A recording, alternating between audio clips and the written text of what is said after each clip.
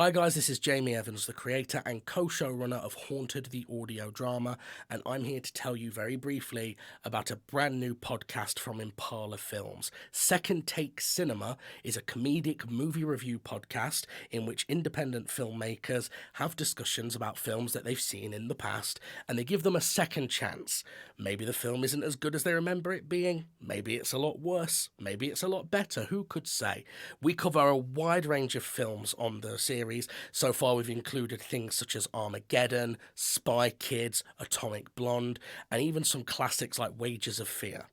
You can find Second Take Cinema on all good podcasting apps. Just search Second Take Cinema or Impala Films. We should come up either way. Thank you so much for taking the time to listen to Haunted, and we will see you next week.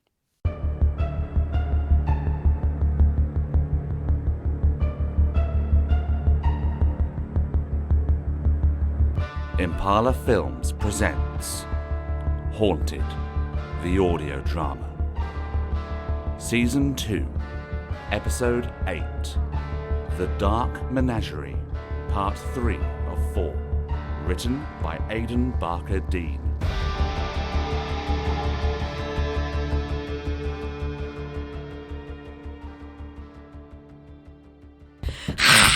Oh no, oh no, oh no.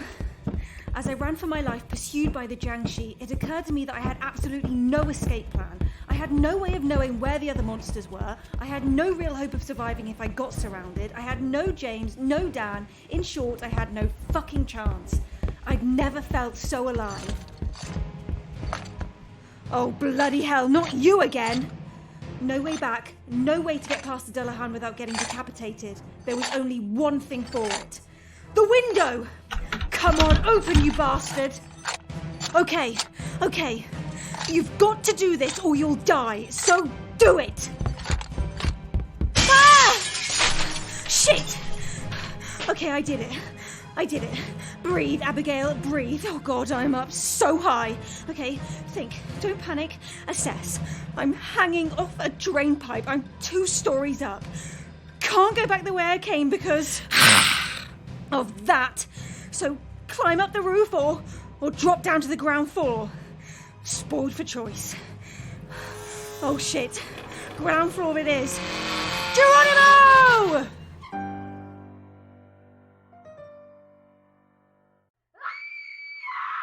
Come now, Mr. Hunter.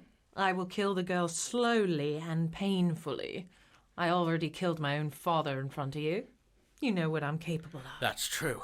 I do know what you're capable of, but you don't know what I'm willing to sacrifice to stop someone like you. Your bravado doesn't fool me, you stupid man. Admit it. You've lost. I've bested you. Now give me the book. Here's the thing.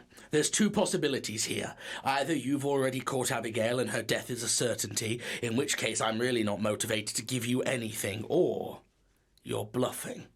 And that always perfectly on cue blood-curdling scream is a bit of telepathic trickery on your part. In either case, you've not bested me yet. I'm offering you a choice, Mr. Hunter. Give me the book and go in peace, or I'll come and take it from you. Well, that's the other thing. We've been chatting here for a few minutes now. I don't mean anything to you, so why waste time standing around in the doorway bartering when you could just run in and kill me? My theory, you can't cross the threshold into this room. I can do as I please. No, you can't. After all, if you could, why wouldn't you have simply torn this place apart years ago? No. Whatever Clive did to weaken you, it actually worked, didn't it? These seals and incantations, you have to play by the rules. Enough! It's not just a physical barrier either, eh? Your powers can't reach us in here. That's why you had the Jiangshi dispose of Clive instead of doing it yourself. You're not as powerful as you'd like to be, eh, Mildred? I am still powerful enough to utterly destroy you if you continue to disobey me, Hunter. You sure? Seems like you've not even managed to kill your old man properly. Mildred! Exorcismus te! Omnis immundus spiritus! Omnis satanica potestas! No! Omnis incursio infernalis adversi! Omnis legio! Omnis congratio! E secta diabolica! Oh, good job, Clive. Still got it. Best bring Dan into the room properly. He's safer in here. Right. Right. So, Clive, we need to talk, and no bullshit this time. You've got some explaining to do. Yes, I think I do.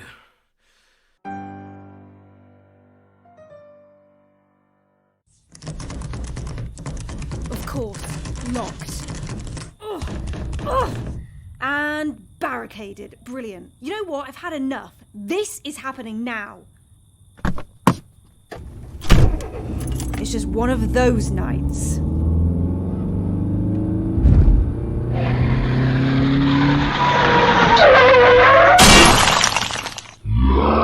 Really? Really? You've already got your head flapping around like a Pez dispenser. You know what? No!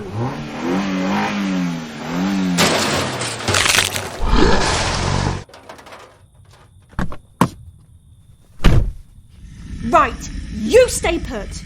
You can growl all you like. You've brought this on yourself. Out of the frying pan, into the fire, but I'm ready for you this time, mate. Come on, let the chase begin.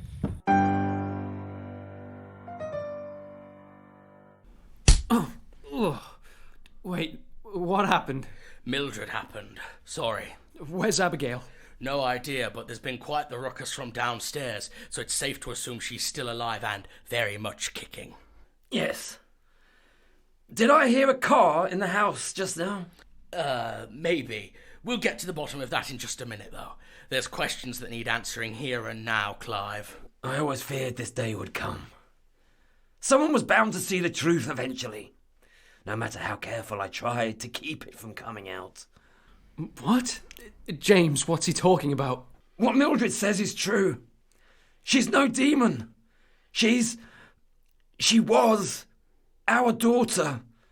Her physical body only lasted a year. She was born horrendously deformed and horribly sick. But she was her mother's daughter, a powerful psychic like all the women in Linda's family. Her psychic essence lingered long after her body died. And she matured into adulthood. After a fashion.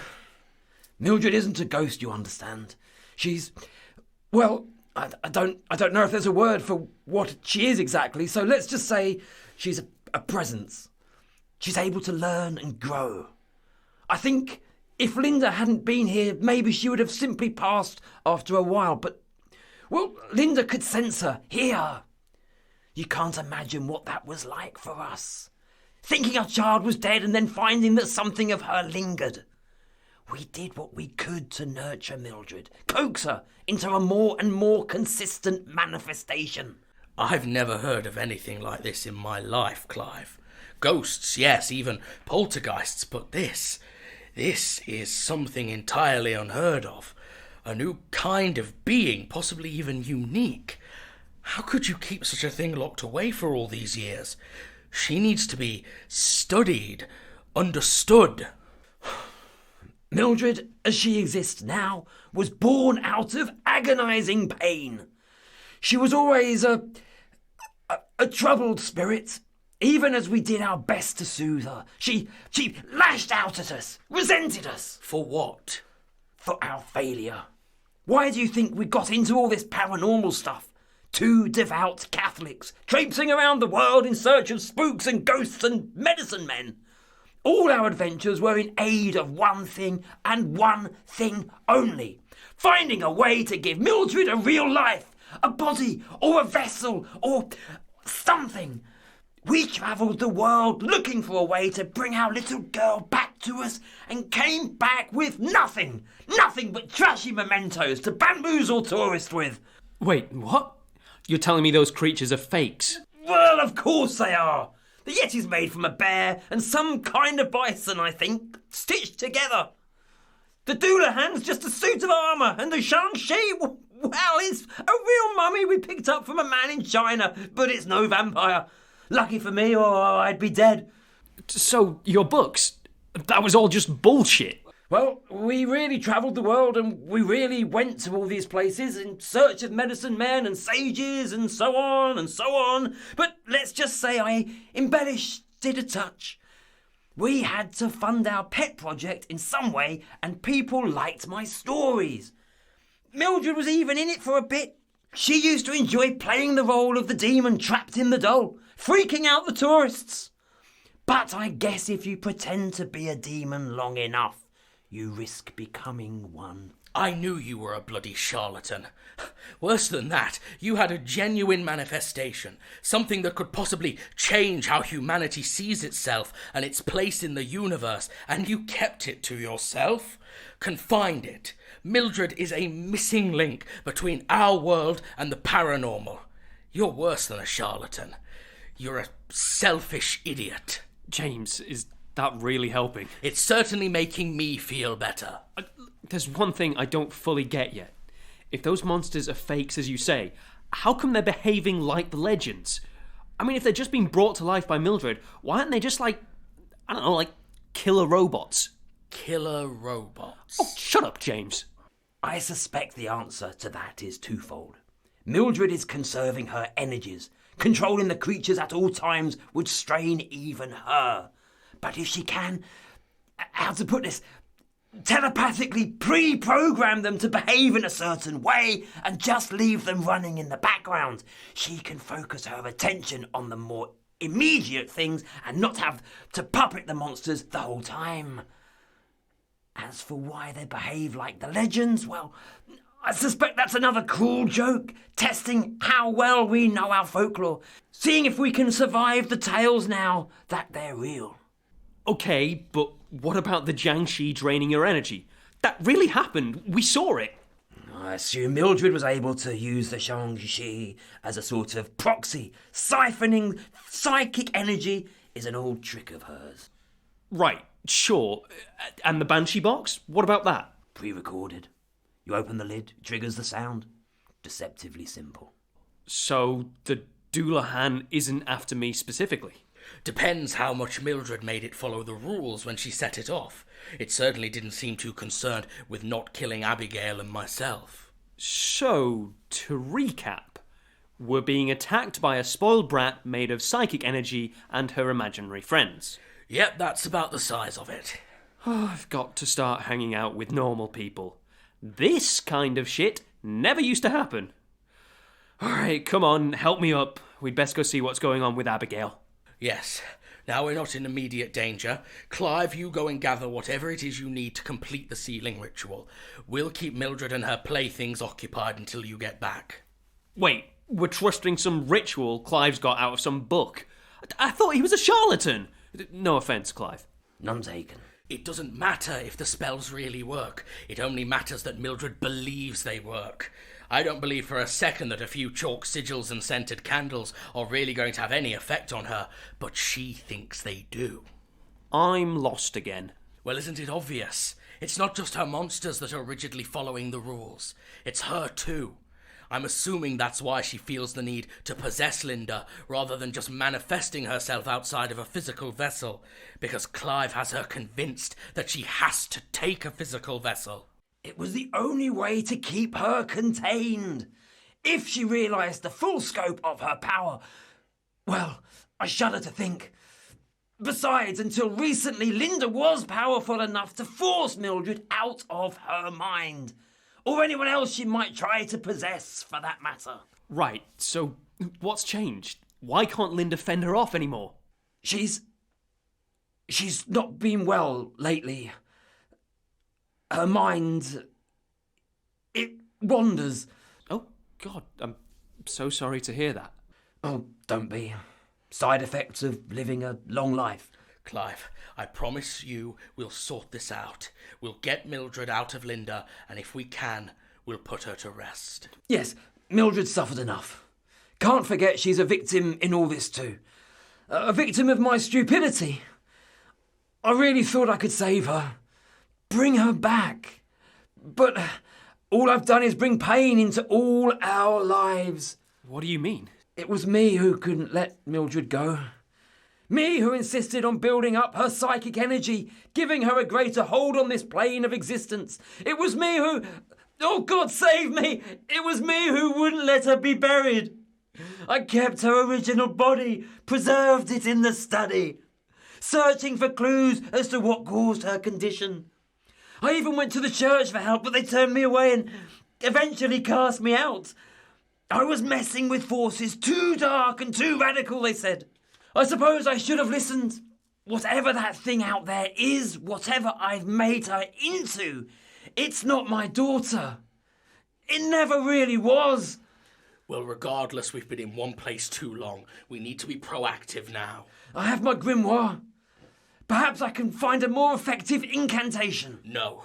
Whatever we do, I think it's time you put this charade with your fake spells and your gaslighting of your evil daughter behind you, don't you? Oh no. You're developing a plan, aren't you? Yes. It's something weird, isn't it? A touch. Clive, I'll need to get a hold of Mildred's remains. Well, as I say, they're in a jar in the basement. Great. And while you're faffing about with the child's corpse, doing God knows what... You find Abigail. So we're allowed to rescue our friend now, are we? Yes. All right. Come on, Clive, you're with me.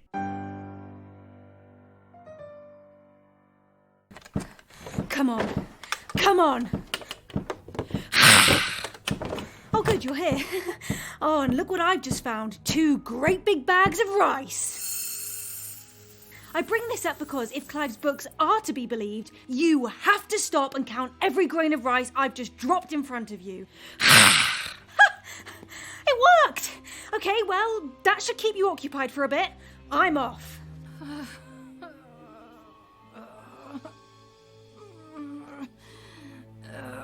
Out of the fire and into a bigger fire?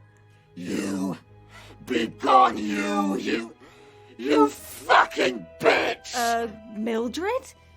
Is everything... I can't believe I'm saying this, but is everything okay? Shut up! Get out! Mildred, if you'll let me in, I can... Get out! Ah! Ugh. Mildred, you didn't have to do that. Shut up. Get out of my head.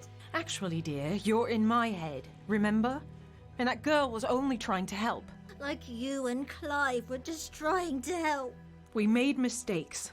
Lots of them, in fact. But Mildred, you have to understand what we did for you. For me?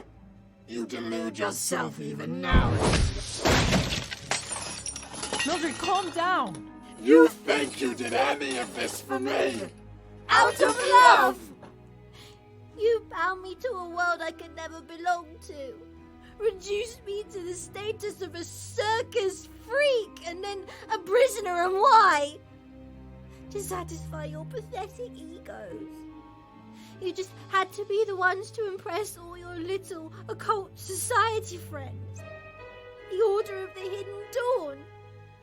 Fools and narcissists to a man, scared little perverts trying to control that which they could not comprehend. And you two are the worst of them. Turning your only daughter into just another experiment. And worse, you lied about it. Called me a demon so you wouldn't have to admit the truth. Well, I hope I've lived up to the role you thrust upon me, Mother. Mildred, please, we can talk about this. No! No more talk. This ends tonight. I won't let you harm any more, Mildred. What are you going to do about it? You can't stop me. I can stop you from using this body. What are you talking about? Your power is linked to mine. If I die, you will too. You wouldn't. Wouldn't I? You've been in my body for a few hours now. Can't you feel how tired I am? How I'm nearly done? You're bluffing. You can't fool me. I know when you're lying. Do you want to test that theory? Stop! Stop! You're just delaying the inevitable. Besides, I thought this is what you wanted. Me and Clive dead? I do, but not like this! You see, you're not strong enough. Oh, Mildred, I never knew you cared. What are you blathering about now, hag? You just saved my life. Only so you can suffer more. I want to make you watch your husband die. Then you can kill yourself all you like. And you with me. It would be a blessed relief, Crone. I have thought of nothing all these years but revenge and my final release. You have robbed me of so much. You will not rob me of this.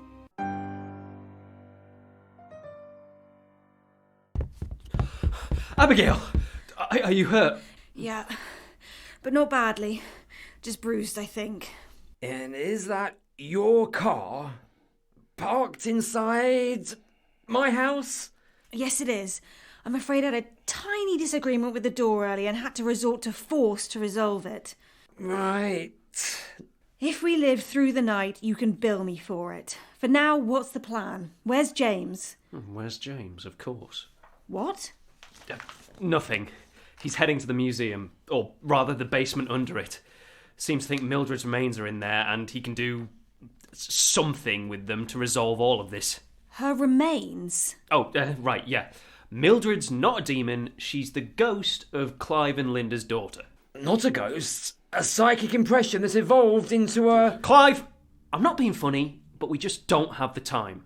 Psychic ghost thing will do. Right, well, we're just having a normal one tonight, hey boys. Come on, let's go and meet with James before Mildred gets all rampagey again.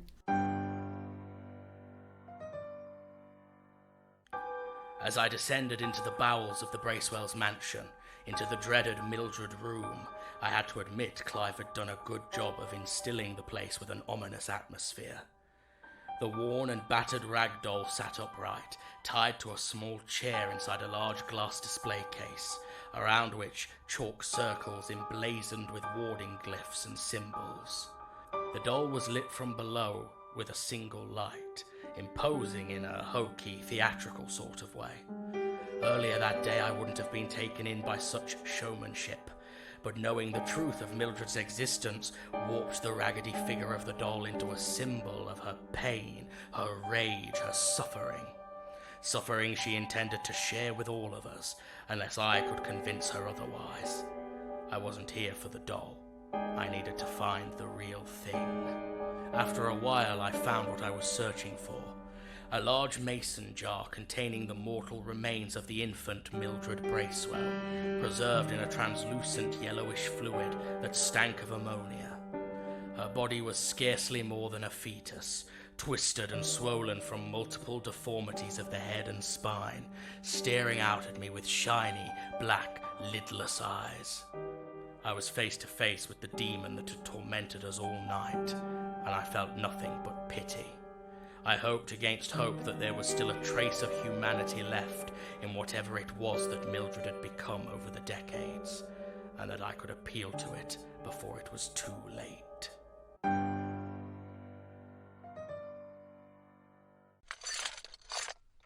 Oh, come on! He's pointing at you again. Yeah, I think he still wants to kill me. You two go, I'll keep him busy. What? What are you going to do? Distract him by getting your head cut off? No, but I can stall him for a bit. And what then? Well, hopefully you'll do something clever and save me. Dan, you can't just... Hey, isn't it you who's always trying to get me to believe, to have faith? Dan. I'm going on faith here, Abigail. Nice to have your faith rewarded every now and then, eh, Dan? Oh, good lord. You found the jar. But now it's after you. Yeah, it'll be fine, though. What? Mildred, come out to play. I have a proposition for you.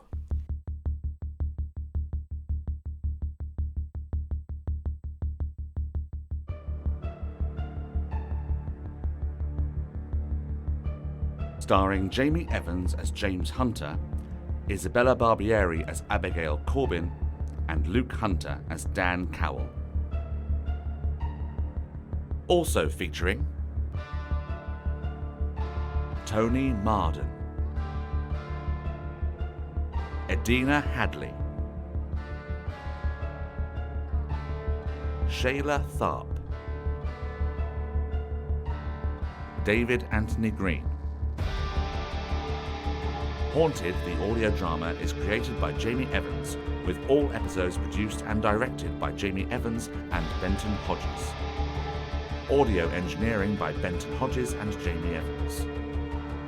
Haunted is a production of Impala Films and is recorded at 3 Sprite Media Studios, with special thanks to Duncan Newham for equipment support.